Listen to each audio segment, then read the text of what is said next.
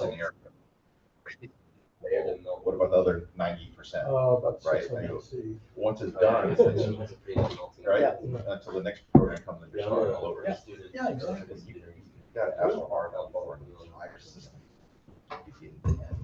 Like you said, a tool or something. Hello, everyone. Thank you for joining today's AFRL Los Angeles Las Vegas section town hall meeting. Today is a hybrid event. We have two very exciting speakers. It is very professional and very relevant, very exciting topic for the talk today. But before that, let me say a few words for logistics for people here and for online. Let me first test audio. So folks online, Dr. Valentian, can you hear us? Can you speak out? Yes, we can hear. Or Jaime, can you speak out? Yep. Hello. Just test the audio. Hello. Can you hear me? Can you hear me? I can hear you. But can you speak out? Yeah. I enable your mic. How about Stan? Dr. Rosen, can you hear us? Dr. Gat, Nahum, can you enable your mic?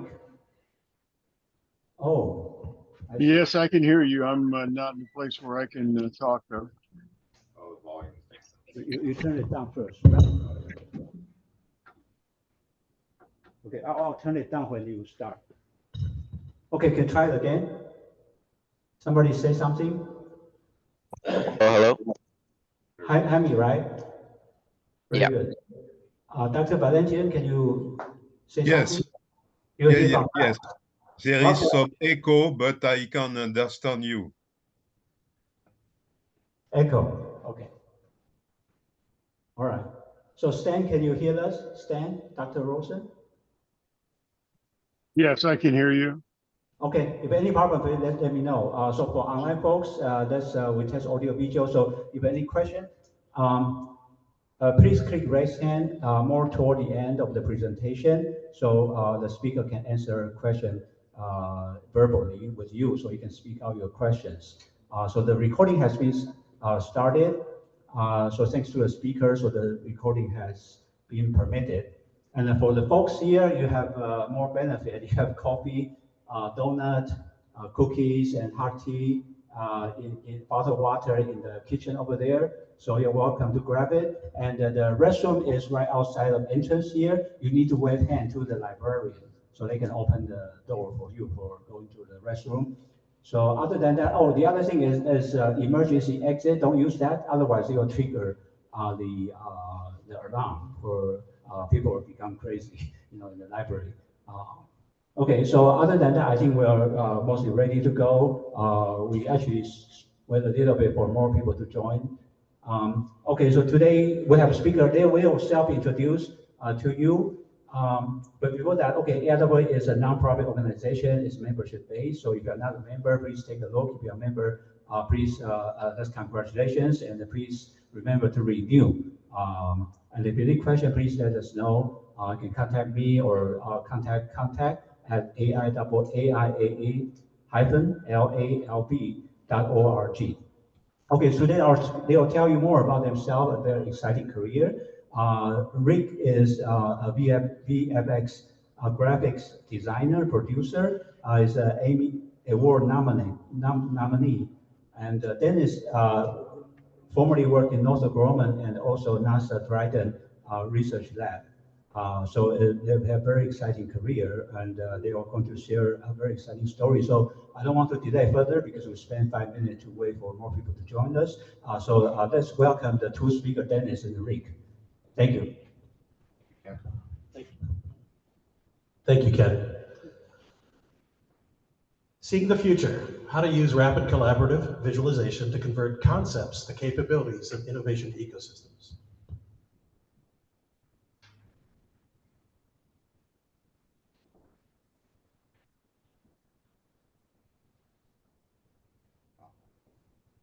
That's Rick, that's Rick.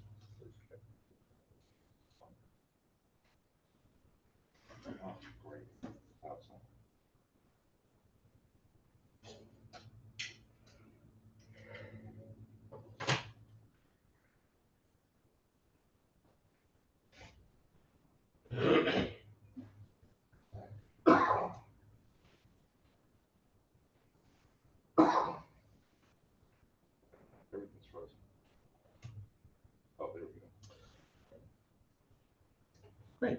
So how did we get here? What inspired us, Dennis and I, to take a look at this and dig in a little bit deeper and perhaps come up with a framework of how to explain what rapid collaborative visualization is? The core theme is to make better decisions faster than our adversaries or competitors. This is the case in many strategy documents from the DoD and from commercial and civil organizations. This is also, if you hear any keynote at any aerospace and defense conferences, it's all about innovation, acceleration, and increased communication. We're going to take just one of these, the final one, the National Defense and Science and Technology Strategy, which came out in May of last year. So we could have dug down into each of these and found similar themes, but we're just going to take this last one and dig down a little bit deeper into that one. So the Science and Technology Strategy, a couple of key points in it. First is this is a decisive decade. We are working with a peer adversary and a lot of, there's a state actor who is also an adversary, and there's also a lot of non-state adversaries that we're dealing with in aerospace and defense. A big part of the strategy is to focus on the joint mission. As you can imagine, that requires interoperability. It requires modularity, so that it's not just the Navy solving the problem, or the Air Force, or even the Coast Guard, or the Marines. It's not one particular service or command that's solving a particular problem. It's whoever has the best capability to solve a particular challenge at that particular point. So that's the joint mission. The other big point in that document was about ensuring the future of R&D. That was more sort of making sure that the physical capability, the laboratories were maintained. But the one that we're going to talk about most, the strategic initiative that was in this document, is about creating capabilities.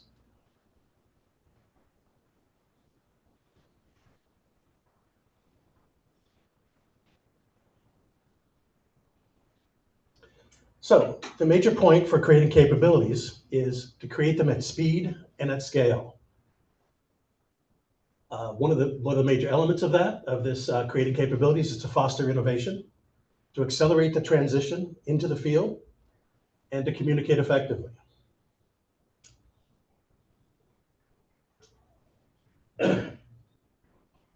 So what tools do we use to create and field capabilities? Well, in addition to the authoring tools that you might use, or a team might use, in terms of engineering software, CAD/CAM software, modeling and simulation software, we also have these legacy innovation tool set. It's what you would expect. It's emails, it's meetings, it's reports, presentations, reviews. These are things that are typical to almost all R&D innovation efforts, and we think we don't want to change any of this. We're not getting rid of emails or meetings or reviews or presentations. But we do think that the big question is, can we use these tools any faster? We would say probably not. There's really no way to do a PowerPoint faster, or to do a review faster, or to have an email interchange or meetings. You might be able to speed them up a little bit, but is it possible to do it in a significant way that would really foster innovation? So we believe, Dennis and I, we believe that this decisive decade requires a new comprehensive approach. And this new approach is called Rapid Collaborative Visualization, or RCV for short. So RCV is a framework. It's not a methodology. We're not saying that you need to do this thing in this order in order to accomplish your goal. It's actually it's a group of working definitions. It's a group of organizing elements, and it's a set of best practices. We believe that RCV increases the frequency and rate of interaction, ideation, and iteration so that teams can innovate faster. So this is just a one slide summary of what that is. Again, all of these are important in innovation, and there's no particular order. You can interact and then iterate. You can iterate and then ideate. You may go back and forth over between two and then go to the third. So there's just no one thing that is more important than another. Right. So just a couple of assumptions before we get started. That human beings are wired for processing visual images. We also have, it's the old saw where a picture is worth 1,000 words, and perhaps 1,000 pictures is worth even more than that. So those are really the core assumptions when we're talking about RCV. So what's the value proposition? This is not just conceptual. We believe that it actually has a solid impact on the performance and the financial performance of a project or mission. So the core RCV benefits, we believe that it can help reduce budget and schedule risk. We think it can maximize your return on investment in both people and technology. It will accelerate development, and it will also increase the overall quality of what you create, of what your project or mission is about. Some additional RCV, so those can be considered like the hard benefits, and some additional benefits, or possibly we can call them the soft benefits, is that RCV is an engaging process. It engages the team at all levels. It's scalable. It can be used for one part of one larger mission. It can be used for an entire mission. And it can also be used to at any point, at any phase. So it's not required that you need to sort of start RCV at the beginning or before the beginning of your project. It's adaptable. Dennis and I were thinking is that we actually cannot think of a technology in the aerospace and defense field where RCV would not apply. And that goes for everything from biomedical to budget and project planning to actual visualization of the object or mission or process that we're talking about. And you'll see a little bit down further when we give examples how we believe that all these benefits are actually improving lives now, today. You can even look in the everyday industry and all the new technologies that's coming out. It's very visual based, right? Even if it's not for industry, if it's for your regular consumer world, it very much is the same technology and the same route that they're going, which is visualization. So it's also accessible. It doesn't require any, especially recently with a lot of new tools coming out, it doesn't require long lead times of training or of certification. It's something that you can definitely start now, and it's accessible to engineers, non-engineers, administrators, sponsors, and it's continuous. It's not something, RCV is probably the most important part of RCV is that it starts and then it iterates at a regular cadence. Some additional soft benefits could include it stimulates conversations. It provides a common picture. I think there's a term, common operating picture, and literally you have a picture or an image that many people can view and relate to. It makes expectations transparent. It increases the understanding of the team, and it also generates an archive of decisions. In other words, if you're creating these regular visualizations in your project at a steady cadence, you can always go back and see what the archive is or what the root of the decisions that got you to the point that you are. And you can also go back and say, hey, we were here at this point 2 weeks ago or 2 months ago, and maybe the direction we've gone maybe isn't as effective as we wanted it to. Let's go back a couple of steps. Let's branch out and create a new set of visualizations. The beauty of that is for people who work in industry and they have to read requirements and all these documents, by doing a visualization, say flowchart, simple flowchart, cause and effect, you're going to understand that cause and effect much easier from a flowchart than trying to flip through some documents and connect what connects to what and what was the cause of that. So this is going to be a lot easier and much faster for understanding for either the people that's there working or your customer who doesn't have in-depth knowledge, who needs that quick and simple understanding. And this is what's going to provide that.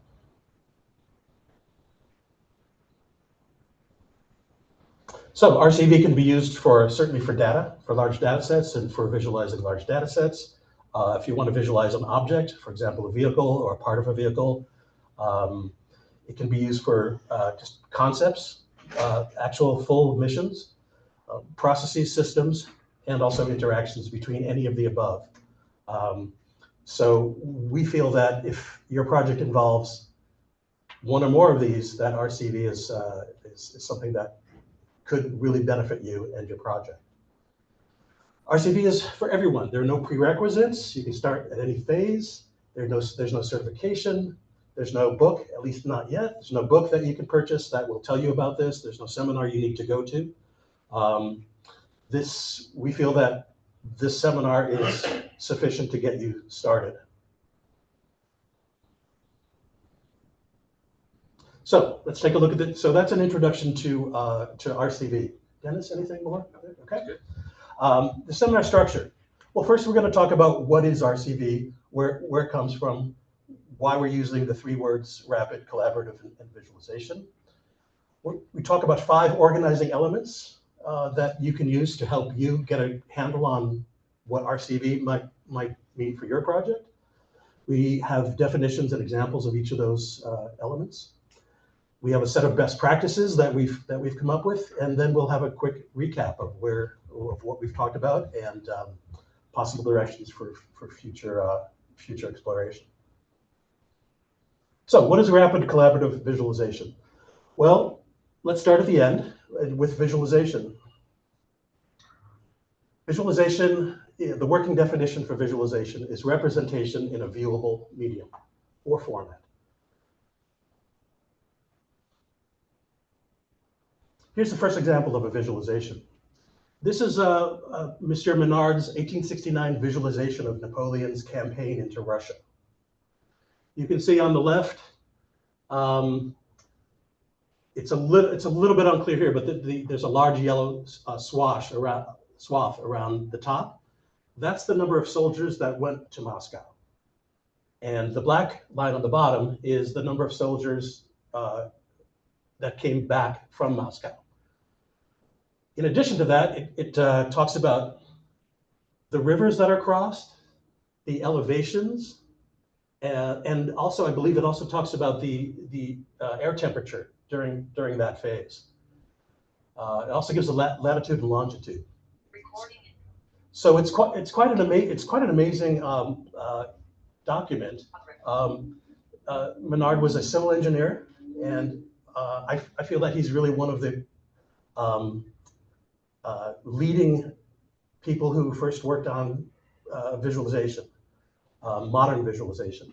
Of course, we can say that, in some respect, all art and maybe all technology is a form of visualization, but this really is putting data into something into visual form. And just as an example, when you look at this graph right here, this visualization, I challenge each one of you to write all this information down by words in 1 page. But you can't do it, right? With all this information. So I've got my laser here. So this is the Neman River. This is where the visualization starts geographically. There are other rivers here. I think these are this is the air temperature in Celsius. This is I think the mileage in terms of distance. And if I knew more French, I could probably talk more about it. But definitely check it out. It's really a great modern view of visualization. So here is skipping about 100 years into the future.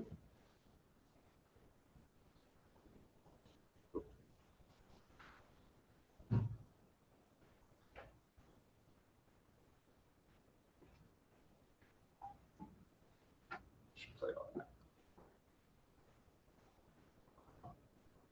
There we go. Okay, this has been sped up. It's an 8-minute film that's been sort of sped up to 30 seconds. There's no audio intentionally. But you can see from 1963, their visualization of what the Apollo project was. And of course, we're using 2D. These are basically drawings with a little bit of 2D animation behind them.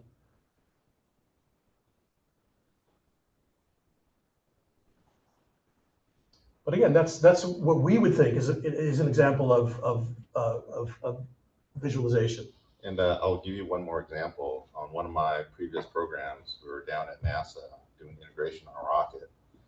And we set aside 4.5 hours to talk about our ConOps and our operations, all the way up to the installation onto a rocket. Set aside 4.5 hours. So this NASA engineer, he's like, you know what, let me just create a simple little diagram, just simple animation, nothing too fancy. We were done in 35 minutes. That's it.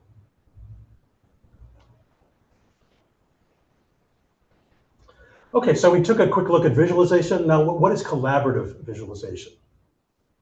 It's all of the above, plus networks, displays, and interactivity.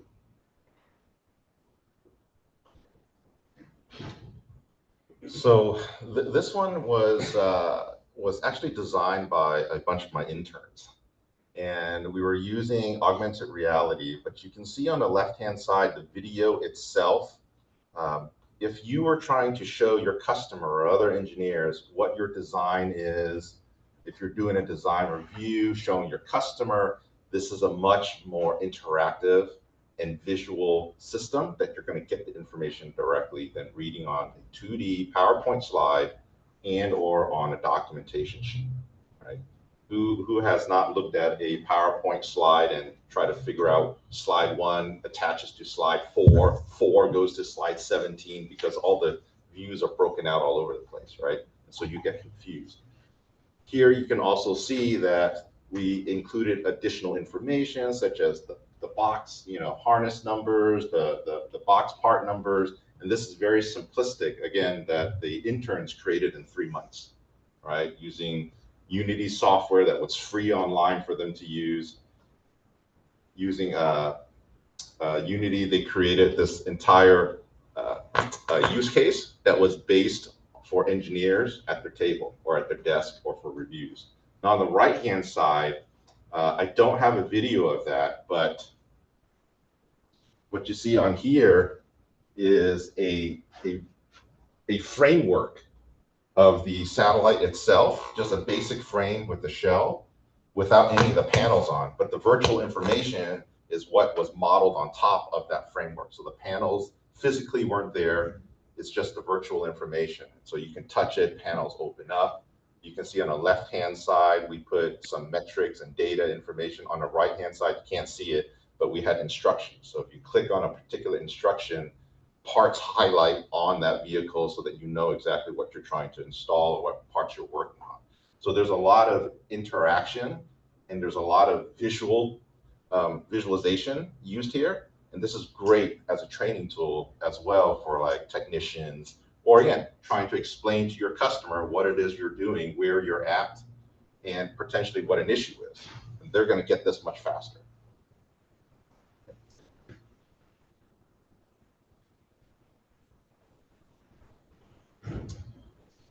And for our second example of collaborative visualization is the NGAD project. So anybody here heard of the NGAD program, Next Generation Air Dominance? So this is the 6th generation fighter jet from the US Air Force.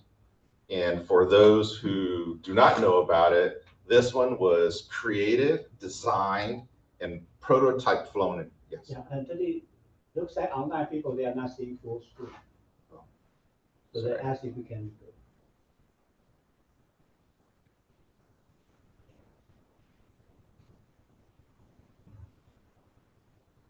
There we go. Thank you. Okay, so it was designed, tested, and a prototype flown in record time, 2 years. Typical program, 10, 15, 20 years plus, decades, right? And how do they do that? They use digital twin systems, visualization systems. They did everything and tested everything virtually. All the data that they have is virtual. Every system that they flew, a physical system, is tied back to the digital system. So then they're talking to each other, real time, real information. And so by doing that, that cut back a lot of time in their testing. It reduced the amount of quote unquote prototypes and or engineering models that had to be built. You built it in the virtual system, right? You tested it in the virtual system. You tested it just like you would in the physical world, but in the digital world. So that allowed them to solve as many problems as they possibly could. And ones they couldn't is when they built the prototype and they were confident enough that it was far enough along to actually build that prototype. And that right there is unheard of in a typical government program, right? Just in a few years.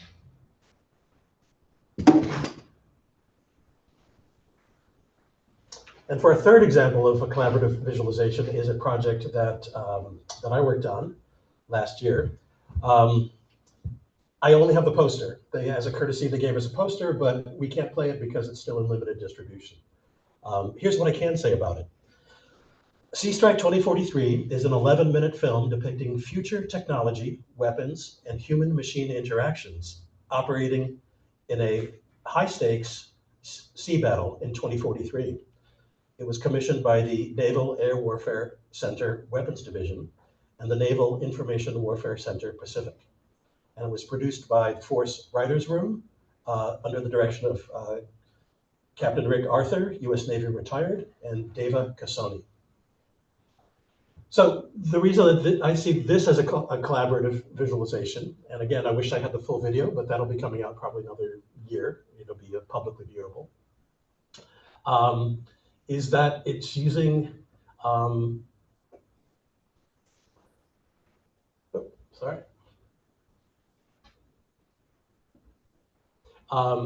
it's definitely used concept art. It used meetings with subject matter experts. It used pre-visualization, like sort of rough animations, then going to more and more complex animations. And it took, the production process was a little over a year from sort of first idea to final presentation. And we feel that this is a good example of, and something that I personally worked on as an example of creative visualization. Okay, so what's rapid collaborative visualization? We've taken a look at visualization, collaborative visualization. Now what's rapid collaborative visualization? Rapid collaborative visualization, RCV, is a combination of all of the above, plus development frameworks like Agile, Kanban, Scrum, things that are designed to sort of get design sprints, things that are designed to get results within a certain period of time. Low-cost authoring tools, open source formats, storytelling, in some cases generative AI. And what is probably the most relevant to us in terms of what RCV is about is the cadence of what RCV is. Here's what a visualization cadence may be on a typical project, a typical generic project. The yellow circles indicate a visualization event, where you have a visualization, maybe a similar one, maybe something that's been developed by your team. So you may have one early in the process, you may have one for a design review, or for a presentation to brass, or if you get a go decision and there's a marketing version of it that you need to make. Those are the points when most projects have visualizations. Would you concur? Yep. Okay. This is what the visualization cadence is in RCV. You start soon. I mean, you start right away, wherever you happen to be. It can be at the beginning of a project, or if you're in the middle of a project, you can start in the middle of a project. But the point is that it's a cadence. It's a regular thing. It's not something that is for a just for one particular. Thank you, Ken. One particular event. It's something that you continue to deliver. It's an ongoing deliverable throughout the course of your project. So we talked about some definitions of what RCV is. I promised that we talk about organizing elements. Here are the 5 organizing elements that we think are the ones that are most relevant to RCV. Teams, targets, types, tools, and techniques. None of them is more important than the other. Teams maybe is slightly more important for you to sort of understand, but they all interact. And although you don't need to write them down necessarily, you should definitely consider them, all of these organizing elements for your particular RCV-based project. And best practices. So usually I get best practices at the end of a seminar. So we're gonna cheat a little and give it to you up front. We'll repeat them at the end also. But start now. Start simple. Use open source tools wherever possible. Use generative AI wherever possible. And in most cases, telling a story is going to be a huge benefit to you and to the success of your visualization. And of course, we believe that all of these help you iterate, ideate, and interact. Couple of quick notes, maybe caveats. A visualization is not exclusively imagery. It could start with a conversation. That can be converted to text. That text can be converted to diagrams. Those diagrams can be converted to key points in an animation, and then you move on from there. So a visualization, not all aspects are visual. Also, you'll see in an upcoming example that audio can be very important too, either audio of the participants through interviews or audio of the live action actors who may be acting out a scenario. Visualizations can transform and expand, as I just mentioned. You can start incredibly simply with a conversation or with a paragraph or a couple of bullet points and then move on to there.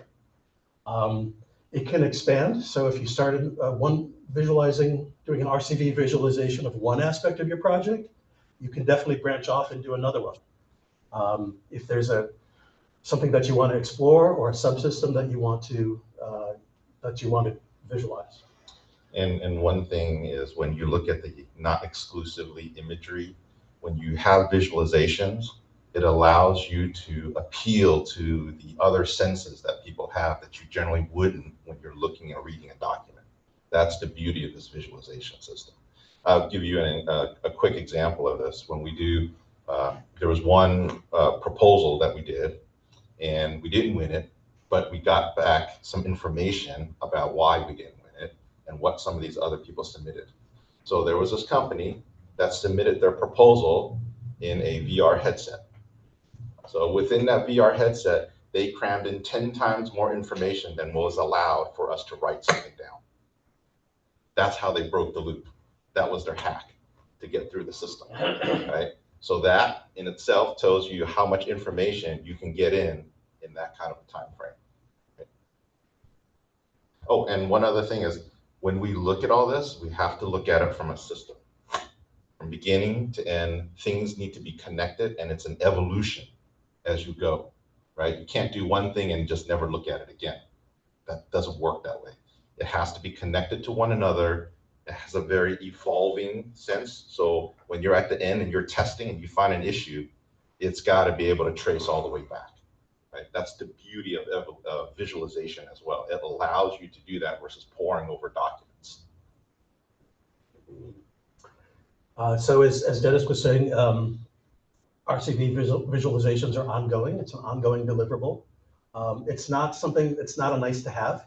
It's something that is, the whole idea of RCV is that it's embedded in your production effort. It's not something that, oh, let's get to it when we can get to it. It's something that is as important as a financial report, as a specifications progress report, as a design review. It's incredibly important. It doesn't need to be complex, but it does need to be there. And wherever possible, embed a story. For a small thing, you may just want to work out what an operation is. There is a bit of a story there, but in most, I would say, I guess everything has some element of a story in it. I was trying to think, well, is there part that wouldn't? But no, there's always a beginning and a middle and an end. And everything has a story. Another example, when we do integration and tests, we have to understand what goes first, what goes last, whether or not we can move things here and there. And so in the very beginning, what we started doing is we did all these con ops, and we had a sheet of paper, and we drew out to scale our high bay. Along with all the little pieces of equipment, we cut it all out to scale manually, right? And we just sat in front of a table, and we started moving things around to see if things would fit. Now, a couple of years later, we graduated, and we're like, okay, why are we doing this? We have all the drawings. We give it to the designers. The guys who designed the spacecraft, they can easily model up the high bay. They modeled up the high bay, everything's to scale. Now we did it in a virtual environment. So what took us hours upon hours was much, much faster and much more visual. And we got a lot of more information out of it. We were actually able to do certain simulations in there that we weren't able to do on a 2D cutout of our high bay, right? And so we're slowly starting to move in that direction, but little bits and pieces, right? We just need to connect them all together. so we promised we'd talk about organizing elements, that pentagon of 5 words starting with the letter T, coincidentally. So the organizing elements. First organizing element, teams. Here's a working definition of teams. It's a group of people with a stake in the mission or project. Pretty basic. Here's some examples of what a team might be. Our teams might include project staff, admins, going down the list, sponsors, advisors. Subject matter experts are huge, especially in our field. Funders, consultants, vendors, suppliers. In most cases, I would say people are in a hybrid group. In other words, they're a subject matter expert, and they're also part of project staff, or they're administrator, and they're also an audience or user, or these aren't exclusive definitions of teams. And nor are these people just one-time use, right? These are teams that you have to maintain. There's a minimum set of people based on what you're trying to do that you need to maintain. You can get it set up, but as it goes, you still need some of these people to continue the system because it's an evolving system. You get rid of all of them, it will fall apart, right? So we have to keep a minimum amount of your team to actually continue this whole system. And to build on that, there could be someone who is a supporter who will become a funder, or a supporter who may become an administrator. So these aren't locked in for the life of the project. These will also transform during the life of your project. Okay, next, organizing element, targets. Not the targets you might be thinking about in terms of weapon systems, but more goals or desired results. Really simply, it's like, what do you want to get to at the end of the project? What's your goal, or what are your goals and objectives for the project? Some examples could be schedule milestones. We need to have this by Q2 of 2027. There could be budget limits. You could be on a fixed price contract, for example, and you can spend no more than X amount of dollars. A specification is a target, like something that you need to meet or match in a specification. A deliverable in terms of what the scope of each particular deliverable is can be a target, and then of course a go decision is a target. And one other thing here is not necessarily just hard items like milestone and limits and specifications, but you also have to look at your goal maybe is to win a project. And so when we do proposals, we understand who our customer is. We have profiles on them. We look at what they love and what they don't. As an example, we had one time an Air Force general asked us, hey, how come your satellites aren't streamlined? It doesn't look cool. It's a box. We're like, well, we don't want to poke our customer in the eye, right? So we're like, okay, so now we know what he wants. So we created a nice little flashy presentation for him so that we can get him on board with us, right? So that was one of our targets. That was our goal, to do that, right? Because now we knew what he wanted. And that was actually part of the deliverable for us. And one of the things, building on what Dennis is saying, one of the things about the RCV approach is that if you already have a cadence of visualizations, to bump out a particular presentation for brass or for a senator's office or for another party that is important to your project, it's not something that you have to scramble and do. You might just have something already in process or in progress that you can adapt and tweak and then get going and keep moving right along. All right.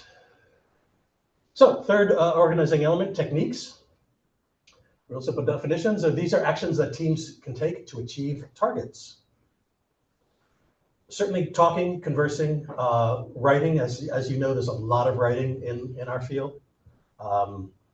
There's sketching, and by sketching, I don't mean just sort of like, sketching on a piece of white paper, what something might look like, but this could also include whiteboard presentations, brainstorming sessions, that kind of thing.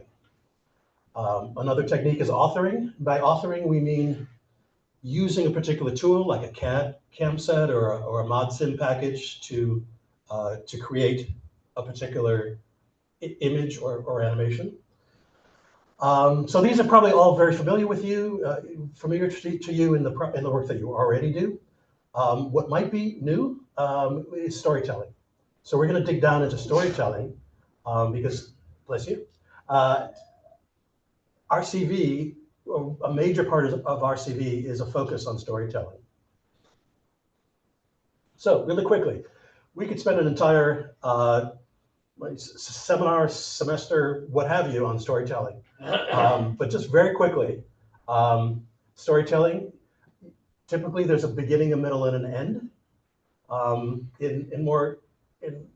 That's for most stories. For extensive stories, especially in the film and television world where I come from, you have the act structure. You have Act 1, Act 2, Act 3, and then you have little mini acts and points within those. Storytelling, it's important to realize what your point of view is, and this is sort of where the camera is, what the camera is looking at. Are you looking down on something? Are you within the project looking out? Are you looking out at something through a user interface? Point of view is something that's important to the story, and that can change. You may decide to have a series of visualizations that is an external view of the project, and if the project is for example an operator, you may have the operator's view of what that project looks like. And finally, storytelling. If you remember nothing else in storytelling, in the area of visualizations, there are really three things that you want the audience to do. You want them to know something, to know or understand something that they may not already know. You want them to feel something, and then you also want them to do something.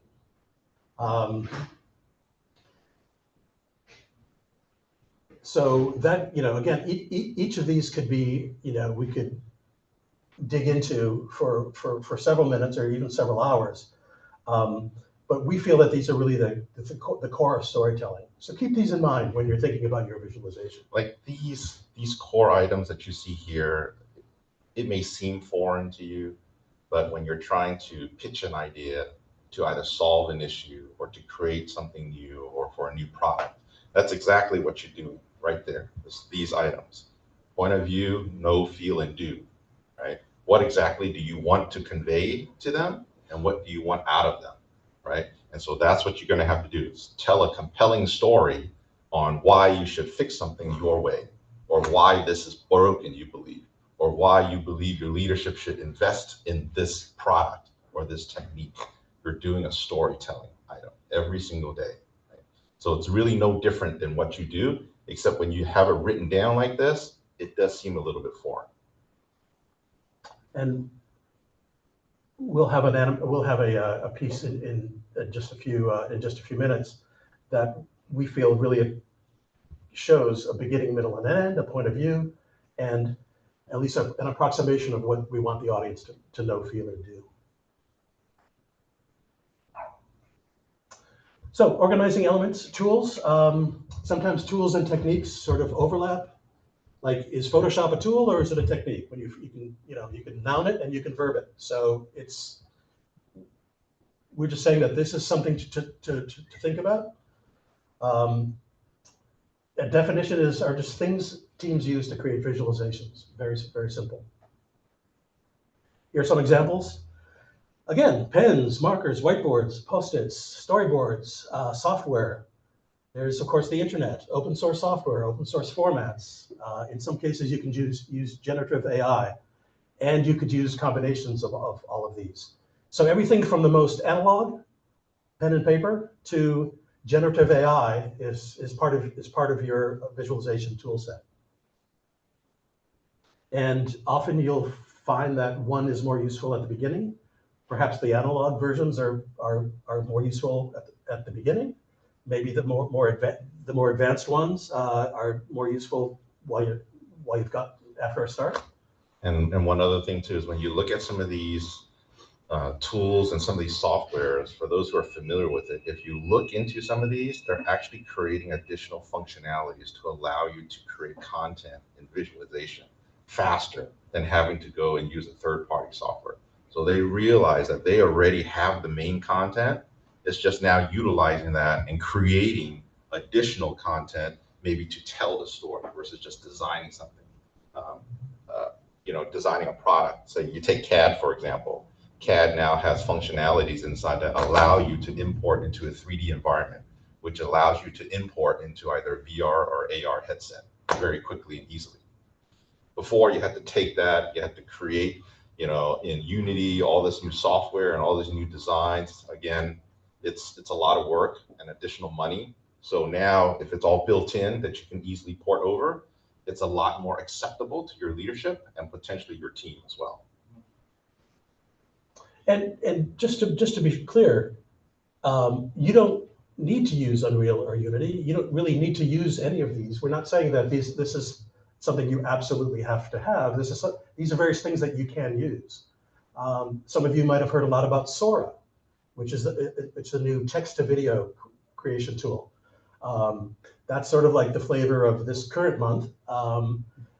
And it may be there may be something that comes up. In fact, I'm sure there will be something that comes up in a couple of weeks or months that will even replace that. So an open source format, for example, could be something called universal scene description, which is it allows you to store 3D information, 3D graphic information in a file without having to do a lot of cross conversion of files so that someone else can use it. So if you create something in Blender, which is an open source CG software, and save it as a universal scene description, someone else who is using Blender or even a proprietary tool can read your file.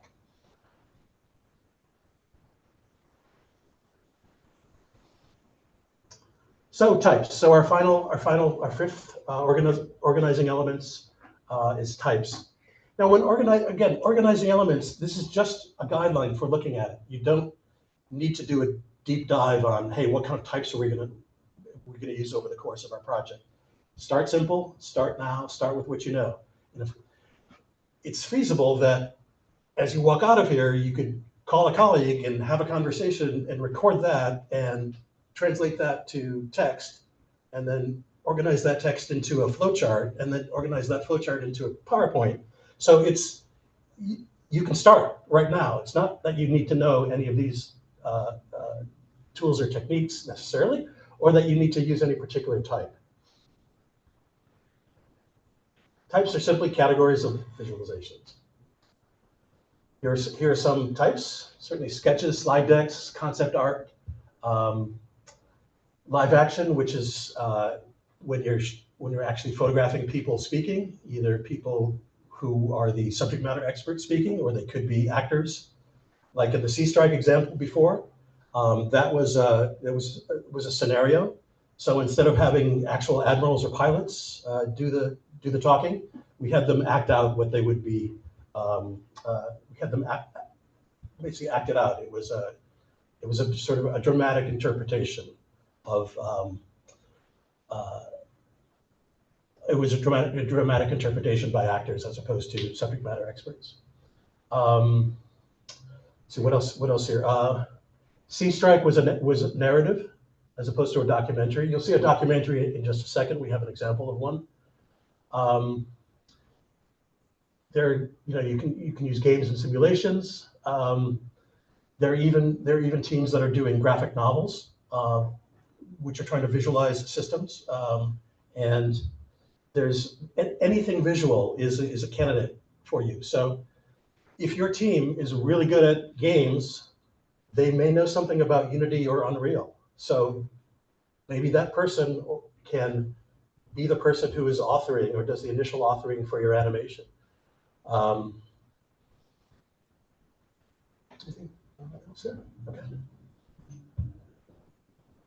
So this next piece, it's a short video. It's been cut down to 1 minute, approximately 1 minute. The original film was about 8 minutes.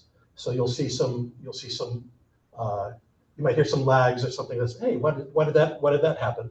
But it was really just kind of a rough cut down of a larger piece. And this was done by a company that I do business development for called Para Futura.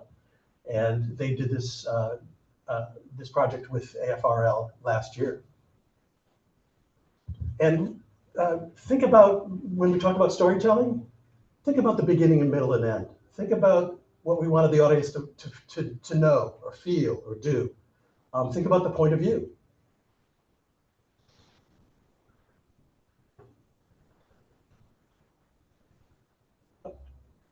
You have audio?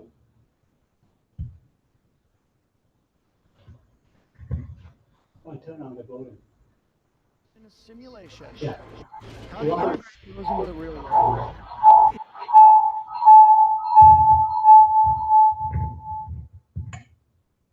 Okay, shall we replay? There we go.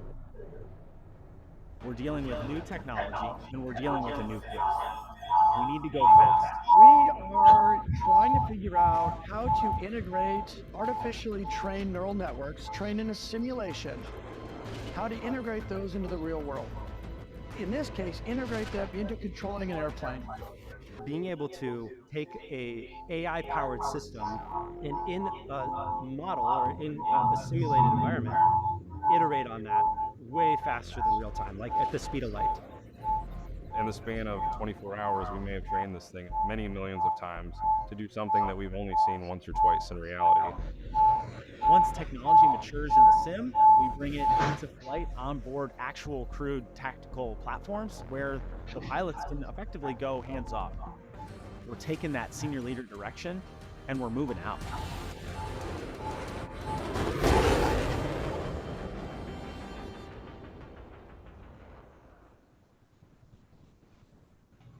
Okay, so apologies for the feedback there, but hopefully you got a sense of those were interviews. It was live action, but they were actual subject matter experts talking, so they weren't actors.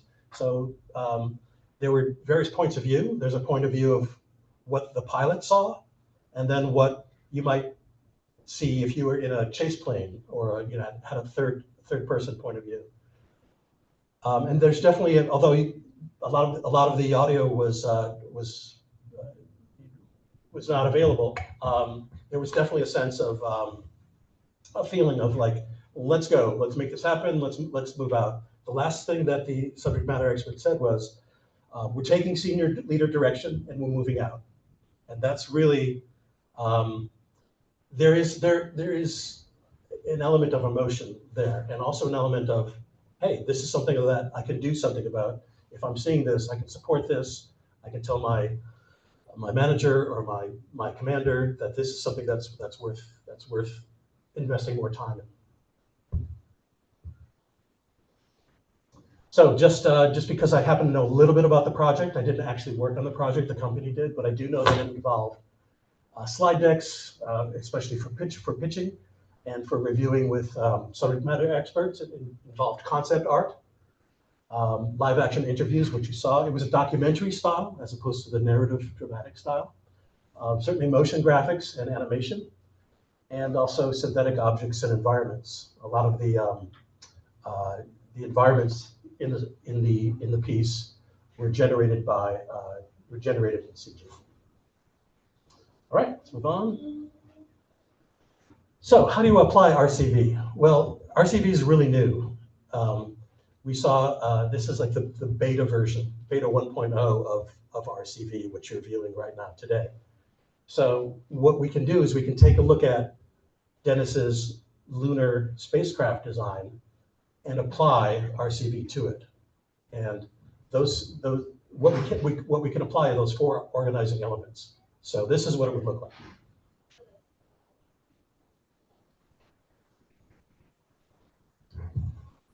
Is there anything else that goes like I would say, oops. Yes, sorry. There we go. Yeah.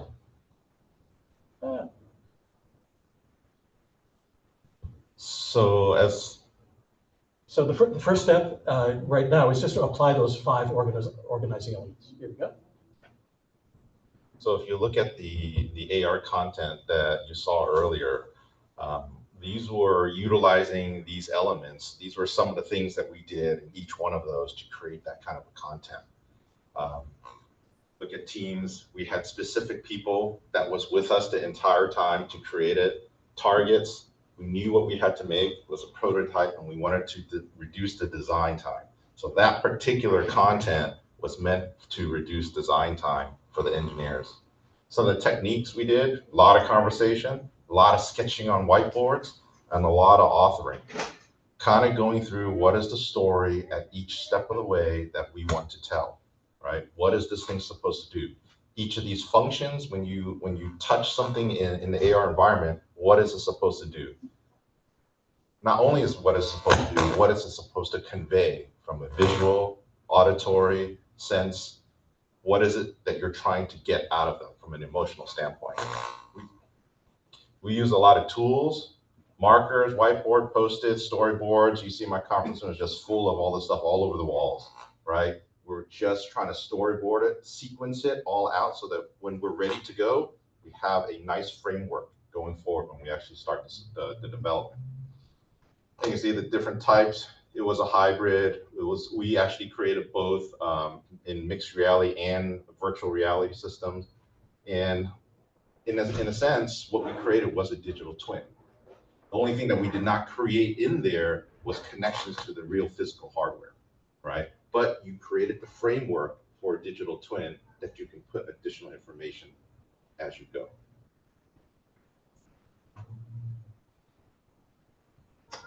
So use case. Well, we have one use case, and that's the presentation that you're currently viewing. So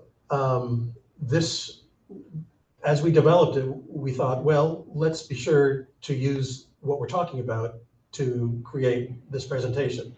So this is our first use case, is this particular presentation. Project staff, Dennis and I, certainly the audience, you are one of the teams involved. Decision makers, supporters, certainly Ken and AIAA were supporters of this, the project. The target was to complete the deck by today, and we did that. Techniques include talking, writing, sketching, and authoring. And authoring, of course, was in various formats, but it was there were a lot of spreadsheets, a lot of documents. There was certainly PowerPoint, and there were some. I used some editing tools to cut down some of the animations. Tools, you can see the list up there, and in various types. So again, the 5 organizing elements are really there just to help you. Instead of saying sort of a visualization, I don't know what to do, like I don't know what a visualization is about. Take a look at the 5 organizing elements and see if you can at least fill those out and see if something comes from that.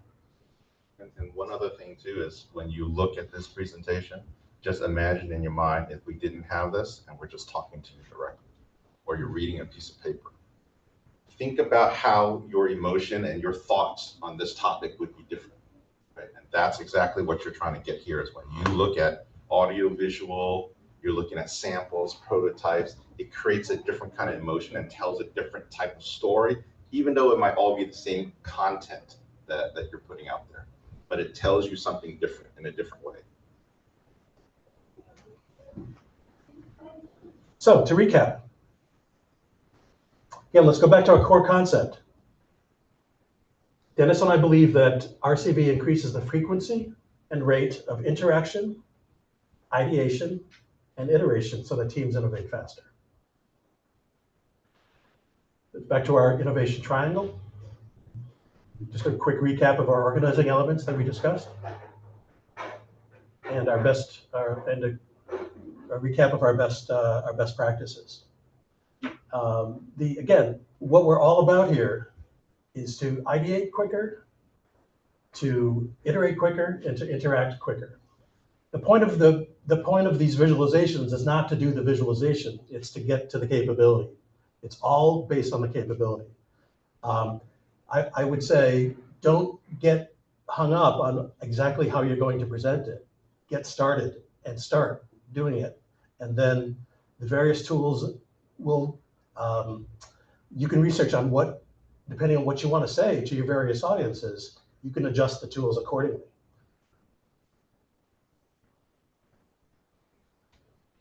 So hopefully we've given you some thought about what might be a new tool set for innovation. Basically everything that you already use. We're not asking you to change any of that. That stays. What we are asking you to do is take a look at visualization on a regular cadence during the course of your project. That it's an ongoing deliverable and not just a nice to have.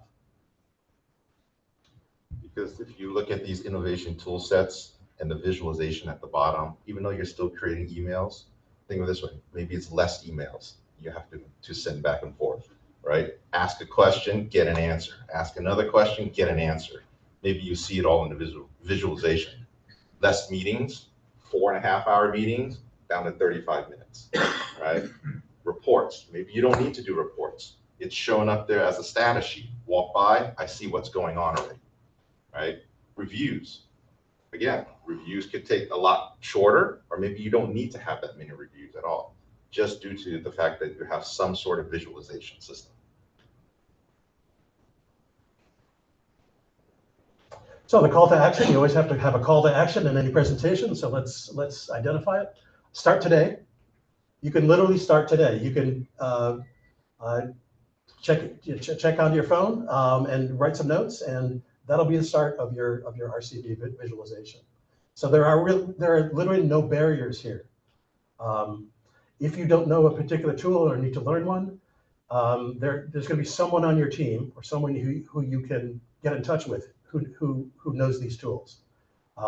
They're widespread, especially the things like Unity and Unreal Engine, all things that a lot of people know. And the beauty about today is it's moving so fast. For example, PowerPoint slides, now there's a generative AI system that you can type in what you want subject and it'll crank out a framework for you, right? These things are developing fast and very quick. So you don't have to be an expert at Blender. You don't have to be an expert at Unity. These tools are trying to make it easier for you so that you get to a visualization system. And it may be several weeks or even months before you even need to get to Unreal Engine or Unity. Right. That you can use PowerPoint, so you can use flowcharts or diagrams or photographs of whiteboard sessions. So start today and let us know what happens. We'd like to get a lot of new use cases and to continue to prove this concept and tweak it and add new best practices. Something that we haven't considered that we could add to it. All right. Thank you very much. And we are open to questions.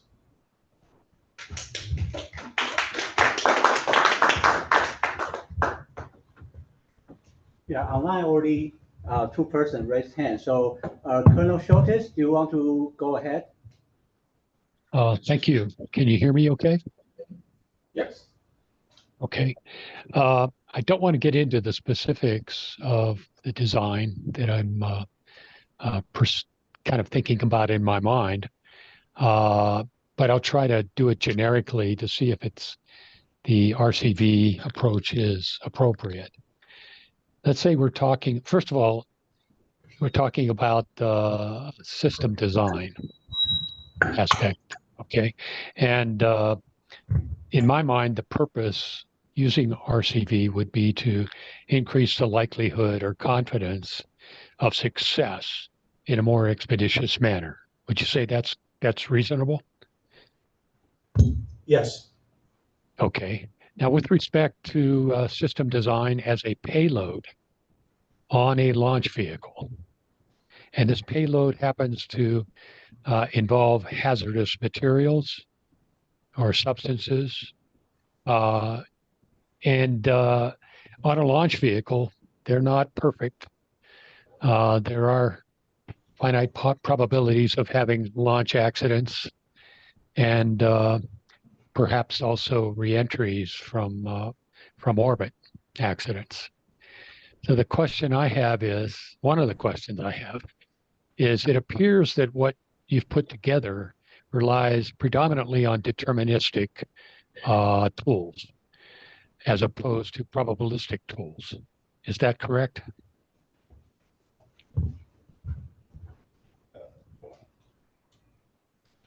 Hello? Okay. Not necessarily. The tools that we listed here is just a sample set of tools. You can use probabilistic tools, and that's fine too. So it's really open to the different kind of tools that you actually want to use. Well, the probabilities are predominantly associated with the launch vehicle in terms of its failures, the types of accident and accident conditions and environments that it might present to the payload during launch or in space during operation. Right. And so what we really want to try to do is create a system design which is safe under all of those potential accident scenarios, if I can kind of call them that way. Sure. Okay. And so you think it is applicable? Absolutely. Let's take, for example, fueling, right? When we're fueling a vehicle or a rocket or whatnot, there's a lot of different. We understand. I don't want to belabor the discussion because other people probably have questions. Right. We know very well what the accident categories and accident environments might be. Okay. But the pathways to them are probabilistic in nature. Yes. Okay. So should we focus on the ones that we believe are the most severe or could have the most impact on the design of the system, and how it responds then becomes an issue? Yes, that's because correct. that's where the uncertainty starts to creep in. That's how the system would respond to these various external threats given an accident. Yes, correct. And those are the same kind of steps that we would use in, like, say, a risk mitigation scenario or exercise, right? Well, what typically has been done for these sorts of hazardous payloads, it involves a probabilistic risk assessment, which unfortunately is very labor intensive, and you tend to have to pursue all of the pathways to determine whether or not it's worthwhile or not.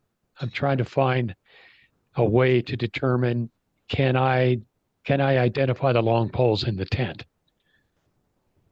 Yes, I mean, theoretically, you could create a visualization for each pathway and connect them all together, so that I agree with you with respect to probability. that you can identify the highest probable events that you may be presented with.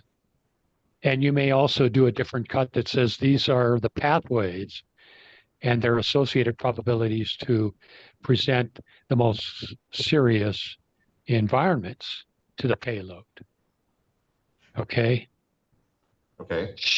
We would have to also look at, maybe it's better to look at the payload itself and say, we would like to know, based on deterministic analyses, which ones are the most, involve the most risk.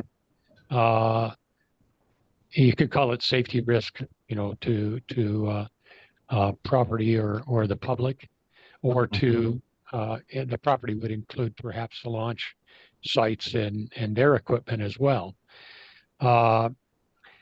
So go to the back end of the thing and say, okay, we presume that these accidents can happen with a variety of probabilities. What we want to know is which of these accident environments, which we can characterize in an enveloping fashion, would create the worst risk should they be presented to the payload. Is that a possibility? Yes, absolutely. Okay. And that's more deterministic in my mind at the outset. And we can, I guess, then go back and determine what are the probabilities for the various pathways to get to those most serious environments presented to the payload. So just to give you an example, I was at the Space Force conference last December. And as the generals and they were all talking, one of the main things that they really wanted, for example, was a war game kind of a scenario in a visualization format. They want to be able to interject real life data and see how it interacts. They want to mix with real life and virtual data, scenarios that they would make up to see how the system would play out. And so they're looking at all these in a visual based format. And so it's just a matter of understanding what you want and where the content is coming from and making sure that what you design gives you the outcome that you're looking for. So a visualization standpoint is a very generic term at the very top. What you use to create that content, whether it's an AR, VR environment or just maybe a video environment or some animation, right? That's up to what the user wants and but you can input any kind of data that you want in order to get there. Okay, I feel a little more comfortable about kind of the launch and potential reentry events for a hazardous payload on a launch vehicle in that respect. I think I can back into it and determine it. Now let's assume that we've made it to space for a different payload. Okay. And but its operational aspects are unknown. Okay. Particularly during startup. Okay. Okay. And we need to do this quickly, a fast startup also. Yes. And if we were given, the time availability to demonstrate in space very slowly for startup, I feel comfortable, not a problem, that we could find codes and benchmark them so that we could predict more readily, perhaps with more confidence, faster startups. But there are multi-physics going on here with this payload during startup. Correct. And that's the issue.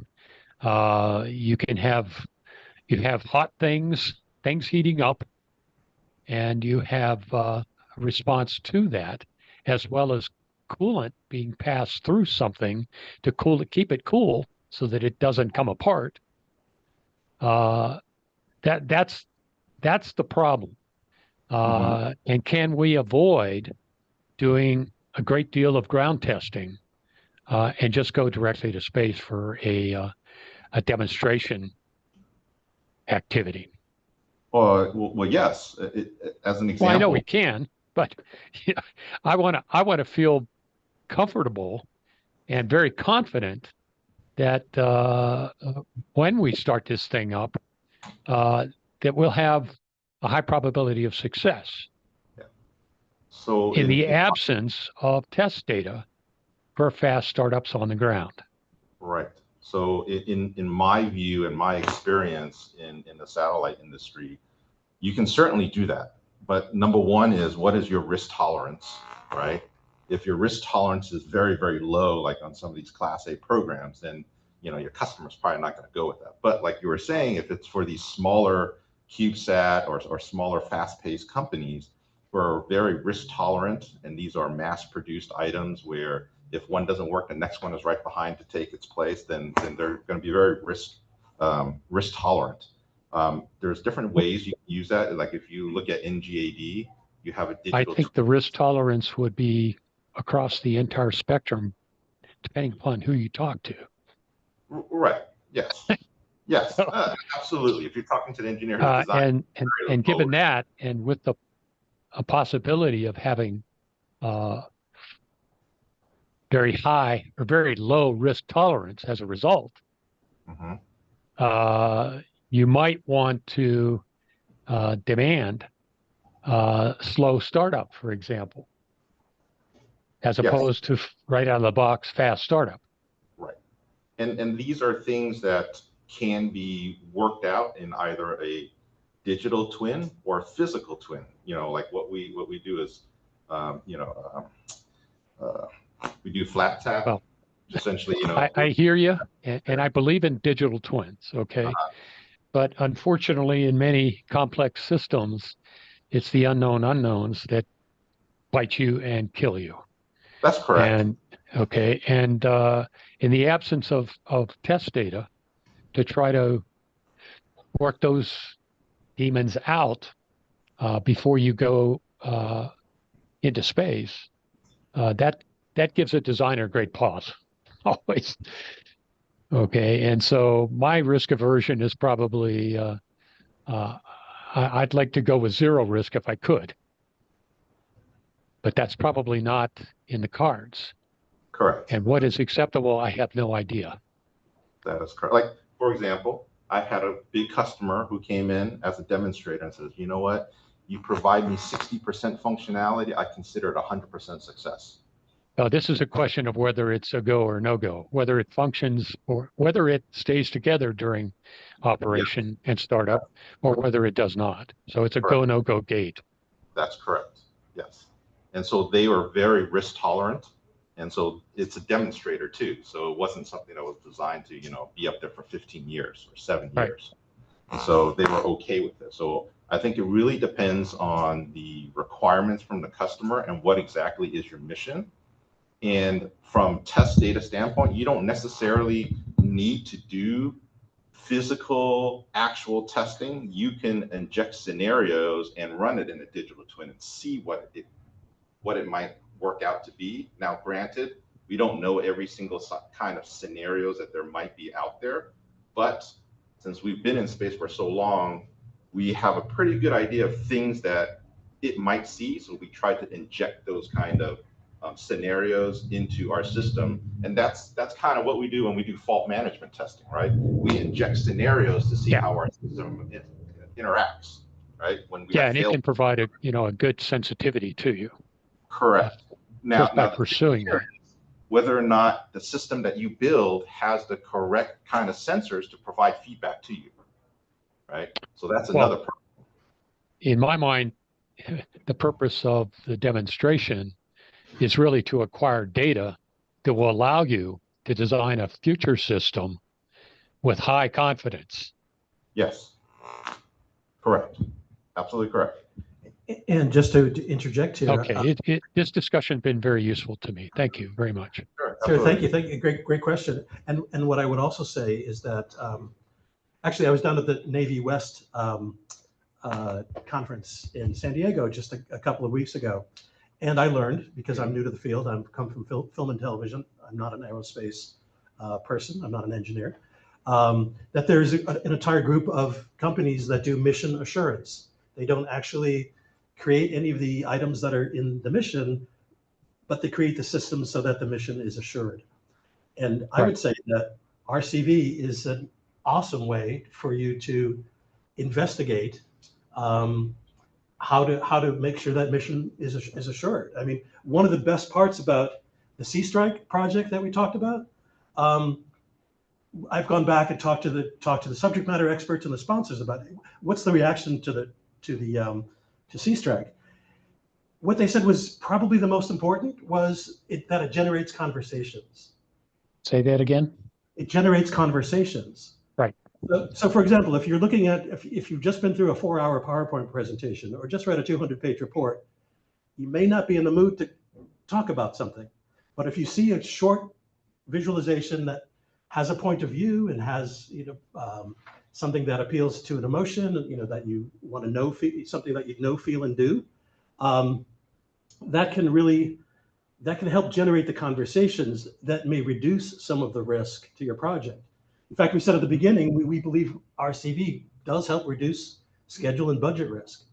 Okay, that's qualitatively. Yes. Correct? Yeah. Yeah, Yeah. got it. And one more right. thing to add to our conversation here is, going back to the test beds, it's also, if your test bed is a physical test bed or whether it's a digital twin test bed, you have to look at the fidelity of it. Is it a high fidelity test bed? If it's a low one, meaning low graph, low information, then you're going to get what you get out of that, right? If you have a high fidelity test bed, then you're going to get more accurate information than you generally would have. So it also depends on what you're creating, the kind of content you're creating. I understand. Thank you. Great question. Thank you. You. That question spurred conversation. So thank you very much for that. I've learned something too from the question. Dr. Nahul Gat online. He's Oh, next. okay. Dr. Gat, go ahead.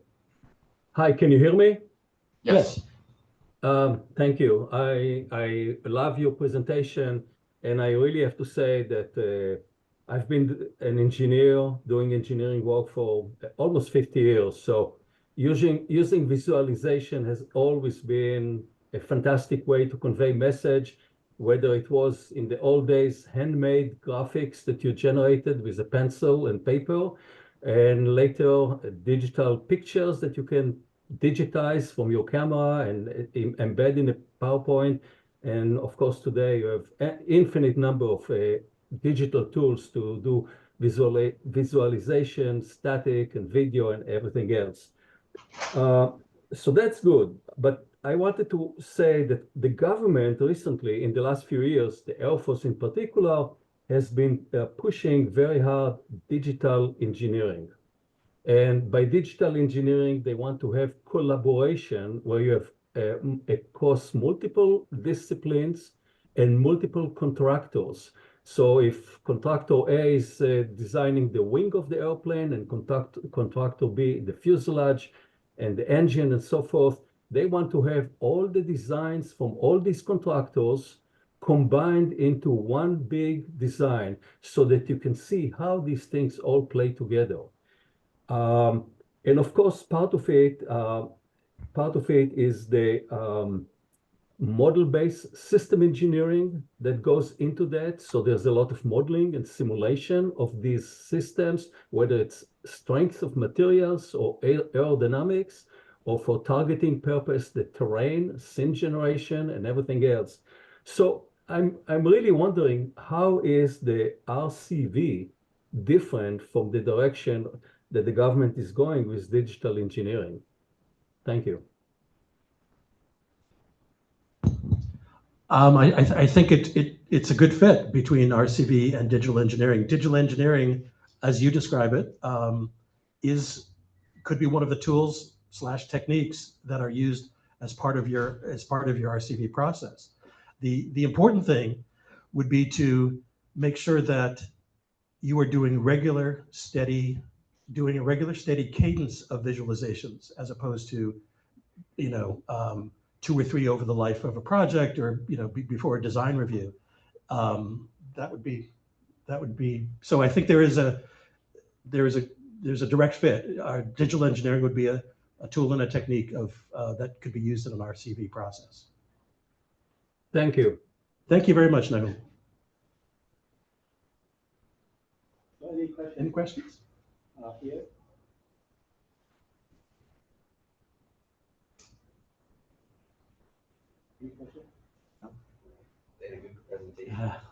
Let me see if anybody online. Yes, this is Joe Schultes again. Hi, Joe. Can you conceive of a way to do better than qualitative uncertainty or risk, programmatic risk? I would say that we would have to come up with a use cases first to sort of see how accurate we can get to what you're looking for with RCV. I think we can get there. I just I can't speak from experience that that's something that would happen. We believe it will. Let me give you an example. If we have a system which is made up of many subsystems, and the subsystems are made up of many components, certainly doing component testing, and if available, subsystem testing, and modeling of those before the fact, as well as benchmarking those codes after the fact, reduces the uncertainty at those levels of integration. Where it becomes much more difficult is when they are combined together and the interfaces and the feedbacks between those subsystems within the system. And I don't know how to get my arms around that unless you do system level testing that allows you to then benchmark the system level code. Yes. I understand your question, and some of the things that we've done previously was that we would cut back on some testing entirely, or reduce the amount of testing or the length of a test, and supplement it based on either analysis or heritage knowledge of that payload and or whatever system, right?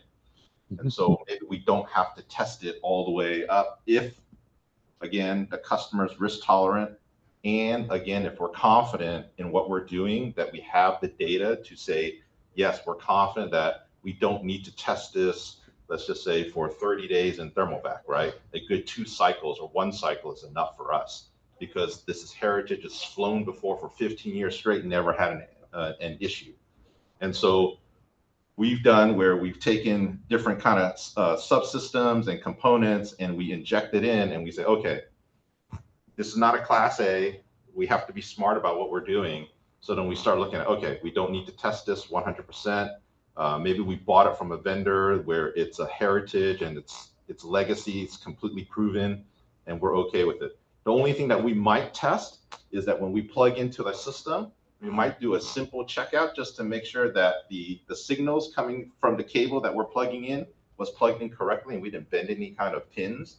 That might be one simple thing. One of the other things that we would probably test is to make sure that it doesn't interfere potentially from a signal EM kind of a standpoint with anything else around it.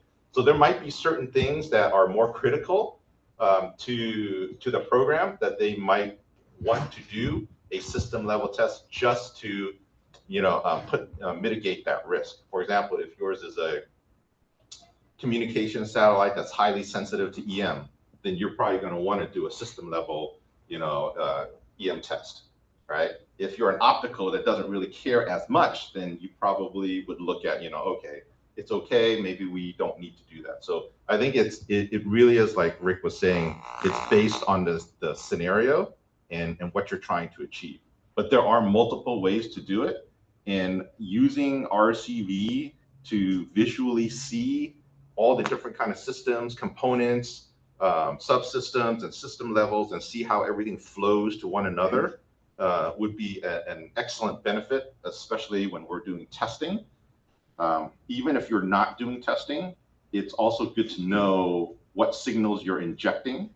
For example, if you don't have power yet and you have a rack that's just injecting power to simulate your batteries, right? It's good to visually see that that's not flight, that's just a signal that you're injecting to see how the system reacts. And visualizing that is very, very much, it's easier to understand, because I've walked in so many times into the test bed and people are trying to explain to me on the screen, on lines of code, this is what this is, and this is what's doing to that. And I know what's going on, but it's hard to follow what they're doing, right?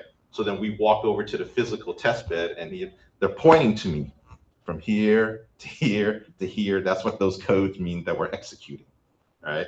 And so again, what should have taken 5 minutes is now taking me like 45 minutes to kind of understand. And I understand the system. So there's many different ways to solve the problem using RCV, along with the different kind of data and also the kind of outcome that you want will produce the result that you're looking for.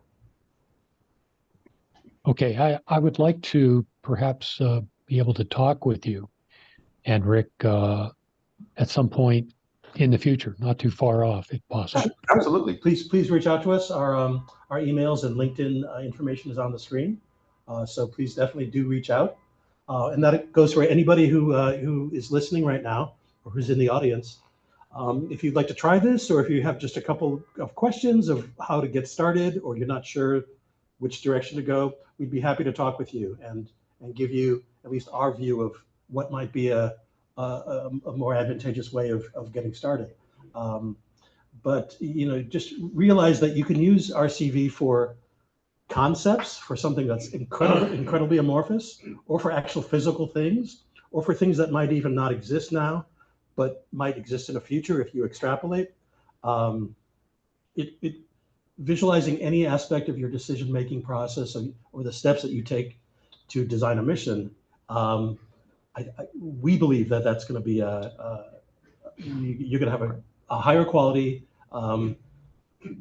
budget accurate result. And one thing I want to add to this too, for this whole presentation, is Rick comes from a different industry, the entertainment world, right? His forte is this storytelling, creating that emotion for you. Me, from the engineering world, I know data. We're not great at storytelling. We're not great at creating this kind of content, right? We know it's probably a good thing, but how do we get there? So when you marry, both of you are needed in order to get funding at the front end, and then to achieve success at the back end. So correct. The beauty of that is at the Space Force conference, the generals were saying they want to hear from everybody in different industries because they do have a different point of view that could contribute to the success of what they're trying to do, right? And so that's what we're starting to look at. Yes. Ken Louie is there with you, correct? Yes. Yes. Ken has my contact information. Ken, could you provide it to these gentlemen? Of course, Colonel. Definitely. Will do. Thank you. Yeah, definitely. Much appreciated. Thank you for your questions. Thank you, sir. I think it's a great collaboration and with you and them. Any other questions? Folks online, I see David just joined. David, do you have a question? Mike?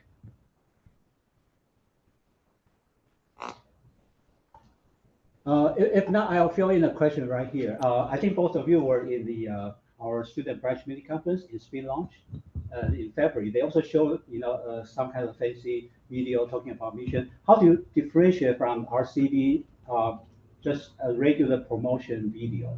And what is the turnout time? For example, obviously can make a very exciting video based on the data, the system, but what is the turnout time? So sometimes you might need to produce faster. And the other thing is, yeah, this is wonderful, and you ask people to contact you for details, but maybe, we have student branch here, Cal State Long Beach, Pedro. So maybe Dennis is the advisor to them. So maybe start something simple, student project or simple project with a company, just a simple demonstrate how is what people need to know what to do to contact you and what they expect. So how do you think about this turnout time, and maybe start from something very simple as a demo, and also what is the difference between this and just a promotion film? And honestly speaking, during this event, I already asked 3 questions. So another one, actually during this period of promotion for your event, we got some feedback. Some people kind of misunderstood from the topic. They said, we're already doing Zoom, webinar, and WebEx, we're doing this, we collaborate with online folks with other places, and they show their data over the internet. So what is the distinct thing that you want to make it so different from your RCP approach than typically just online? People these days online they have tools like Microsoft Teams or something like that. And I believe Cal Long Beach, last year you are looking to some software, right? How to do the collaboration within your project. So how do you incorporate? Certainly, if you can do this very quickly and insert it into the community, that would be wonderful. But versus they sometimes they found something easy to use tools. How do you convince them this is something very easy to do? Sorry, I kind of mentioned it a little bit. Well, I'll take the, like, what is the difference between what we might call, and I don't mean this in a derogatory way, but a marketing video as opposed to an RCV visualization. Well, an RCV visualization is an ongoing deliverable. It's not one sort of event. It might lead up to a marketing video, or the marketing video may adapt some of the imagery or some of the data to create that video. But it's a one-off in most cases. It's, you have your product, you have your mission, you create the marketing video, and that's what you tell the world what it's about. RCV is everything that leads up to that, is that you have a video representation, a visual representation of every aspect of your thinking, of your creativity, of your decisions during the course of your mission development. So that would be, I think, the big thing when we saw the cadence slide, where most projects may have 3 visualization events. In RCV, a visualization event is just like it's a sprint. It's something that you do as part of your normal project management framework.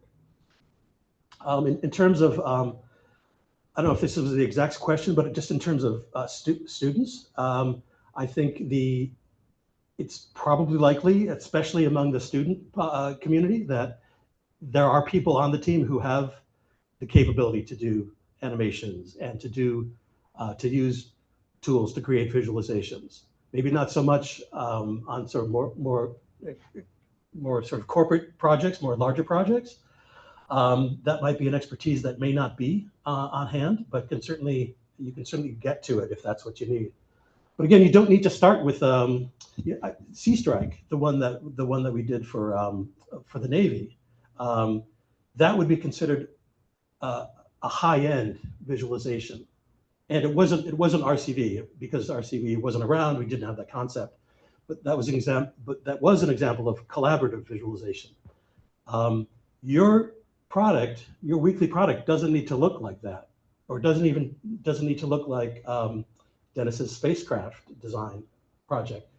It needs to look like whatever you feel represents the project at that particular time using the tools you have. It's not a goal to get to. It's an ongoing deliverable with a steady cadence, as opposed to a one-off. So just to add to that, I agree. Promotional video is one aspect of visualization. If you wanted to use it to develop a product which has many different gates and many different levels, components, subsystem, system level, and so on and so forth, you can't. Each area is already using some version of it, right? Let's just say you're a program manager, right? People use Excel spreadsheets or whatnot to manage their programs.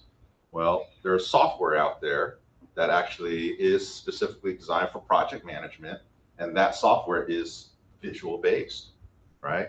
It's based off of flowcharts. It's based off of Gantt charts that's all interconnected and interactive. So they're using some sort of a system, right? System engineering might be using some model-based system, right? Everybody's using some parts. What we're trying to talk about here is that's fantastic, and we need to keep going with it. We need to keep developing it and show you the power of it. Now, when you connect them all together, that's when you get the most benefit out of it, right?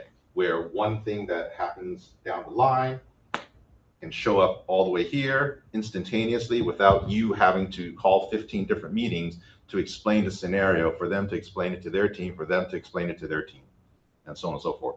And just like that little test where you tell somebody something and pass it along, the message will be different by the time you get to the very last person, right? And so what we're trying to tell you is that this visualization will not change.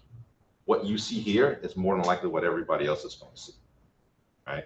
And so you have almost a single source of truth, where if you started on one end, they're all connected together, right?